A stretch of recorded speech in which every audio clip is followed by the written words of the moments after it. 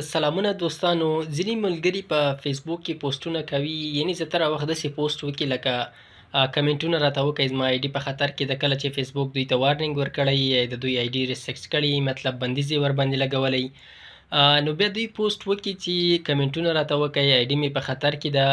لیکن دا هیڅ داسې نه ده.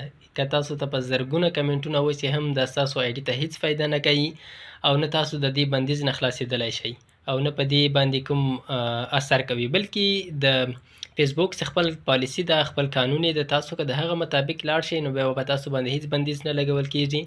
نو کله چې هم تاسو باندې دا بندیز راځي نو تاسو هغه ته انتظار کوئ، لکه تاسو باندې یو ورځ بندیز ولګي، 2 ورځې هغه بندیز ته انتظار وکړئ چې هغه ختم سي، او هغه نه وروسته بیا کوم چې د فیسبوک پالیسي ده، کوم چې د فیسبوک قانون ده، د هغه مطابق تاسو پوسټونه کوئ. لکه هغوی فیسبوک والا وایي چې تاسو داسې ویډیوز چې ماشومان پکې ځورول کېږي یا وینه پکې وي یا ټوپک یا بل شی داسې شیان وي پکې، داسې نور زیات مثالونه دي. یعنې تاسو فیسبوک قانون وایي تاسو دغسې شیان مه پوسټ کوئ. نو که تاسو دغسې شیان پوسټ نه کوئ نو هېڅکله به ستاسو آی ډي د خطر سره مخ نه سي او نه به بنده سي.